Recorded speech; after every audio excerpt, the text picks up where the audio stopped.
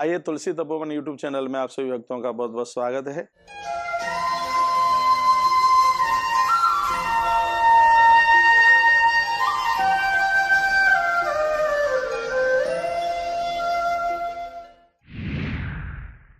इस वीडियो में हम चर्चा कर रहे हैं कि पितृपक्ष में यानी श्राद्धों में ब्राह्मण को जमाएं तो किन किन बातों का ध्यान रखें और भोजन कराते समय ब्राह्मण का मुख कौन सी दिशा की तरफ होना चाहिए। इस वीडियो में हम ये बात कर रहे हैं और उस समय किन किन नियमों का पालन करें। आइए इस वीडियो में हम ये चर्चा करते हैं। सबसे पहले तो मैं आपको कह दूं कि पितृपक्ष में पितरों के लिए, पूर्वजों के लिए तर्पण और श्राद्ध बहुत ज्यादा प्रभावशाली है। रामायण में भी आप सुनेंगे, लिखा है तर्पण होम करें विधि नाना विप्र जेवाय देहि दिन दाना। भरतलाल जी ऐसा करते थे, तर्पण करते थे, श्राद्ध करते थे, यज्ञ करते थे, ब्राह्मणों को दक्षिणा दिया करते थे। जिस दिन तिथि पड़ रही है उस दिन या श्राद्ध में और भी किसी दिन यदि आप ब्राह्मण को बुलाते हैं तो उसमें आपको किन किन चीजों का ध्यान रखना है। एक तो जब ब्राह्मण चल करके आ रहा है तो जहां आप ब्राह्मण को बिठाते हैं उस स्थान को गौ माता के गोबर से उसका लेपन कीजिए। ऐसा ग्रंथों में लिखा है कि जिस जगह को गैया के गोबर से लीप दिया गया है, जमीन की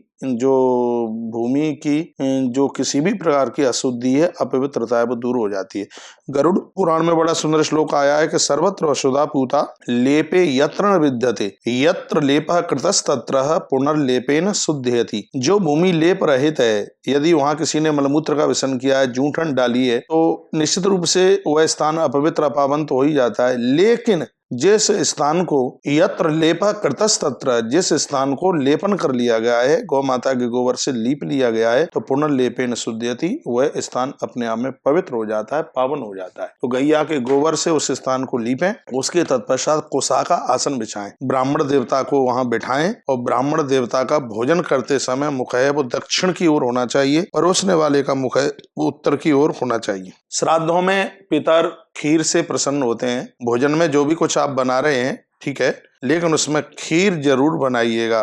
खीर की उसमें बड़ी महिमा है। पूर्वजों को, पितरों को खीर से तृप्ति मिलती है। और जब ब्राह्मण का भोजन पूरा हो जाता है, भाव से जिमाइए, परोसिए, थोड़ी देर वहां पर बैठिए और भाव से बनाइए। लेकिन ये मत पूछिए कि भोजन कैसा बना है, आप पहले से ही ठीक से बनाइए। श्राद्ध कल्पतरु नाम के ग्रंथ में लिखा हुआ है कि ब्राह्मण को जमाते समय, भोजन कराते समय आप ये ना पूछें कि भोजन कैसा बना है, क्योंकि उसने ये कह दिया बहुत अच्छा बना है, ऐसा तो मैंने कहीं किया ही नहीं। उसमें किंचित मात्र भी यदि आपको अभिमान आ गया तो उसी समय पितर रुष्ट होकर के वापस चले जाएंगे, इसलिए मत पूछिएगा। जब भोजन पूरा हो जावे तब वस्त्र तो देना ही है, आपको दक्षिणा तो देनी ही है, लेकिन एक बहुत ज्यादा अद्भुत चीज है, उसको जरूर दीजिएगा और उससे पूर्वज बहुत ज्यादा प्रसन्न होते हैं।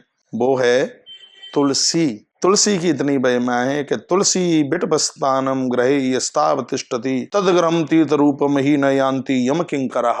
ग्रंथों में वर्णन किया कि जिस घर में तुलसी होती है उस घर में यमराज के दूत कभी प्रवेश नहीं कर सकते, वहां से नारायण कभी जा नहीं सकते। वहां उस स्थान पर नारायण हमेशा हमेशा के लिए रहते हैं, भगवान उस स्थान पर रहते हैं जहां पर, जिस स्थान पर तुलसी है। तो ब्राह्मण के हाथ में तुलसी पत्र रखिएगा और कहिए कि आप तुलसी लें, प्रसाद रूप में उन्हें आप तुलसी आप जरूर दें और ब्राह्मण मुख में तुलसी डाले। इससे पूर्वज अति प्रसन्न होते हैं, भारी खुश होते हैं। तो उन्हें आप तुलसी दीजिएगा, दक्षिणा दीजिएगा, चरण छूजिए, वंदन कीजिए, प्रणाम कीजिए और भाव के साथ में उनको भोजन कराइए। इस समय श्राद्ध का समय चल रहा है, पितृपक्ष चल रहा है, तो ब्राह्मण को आप बुलाइएगा, तिथि में बुलाइए। और कोई तिथि आप चूक जाते हैं तो भूले बिसरों की सबकी तिथि अमावस्या है, अमावस्या को बुलाइएगा। ऐसी मेरी माताएं जो अकेली हैं, पति है नहीं, उनके लिए नवमी का श्राद्ध बहुत ज्यादा विशेष माना गया है। नवमी के दिन जो तिथि है उसमें जिमाइए, लेकिन नवमी के दिन ब्राह्मण को आप अवश्य में जिमाइए, उसे बुलाइए श्रद्धा के साथ में, क्योंकि श्राद्ध करने से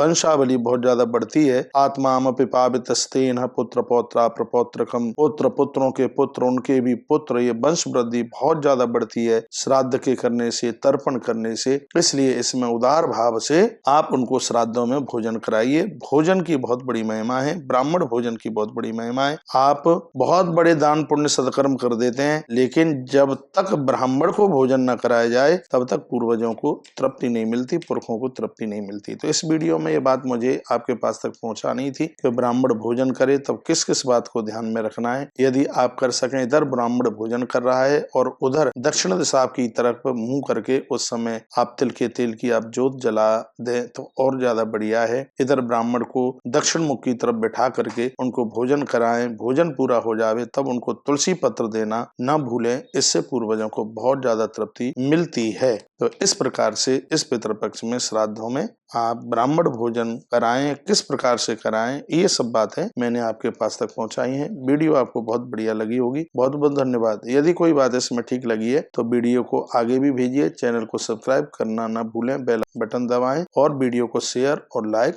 जरूर करें। जो मनुष्य भाव के साथ में अपने पूर्वजों के लिए सत्कर्म करता है तो सोपी याति पराम गतिम, निश्चित रूप से उस व्यक्ति को अंत में स्वयं में गति मिलती है। इसमें कोई संशय वाली बात नहीं है। इसलिए आप लोग इस श्राद्ध कर्म से आप अवश्य में जुड़िए। धन्यवाद वीडियो पूरा सुनने के लिए। जय श्री कृष्ण, जय श्री राम, जय गौ माता, जय राधे श्याम।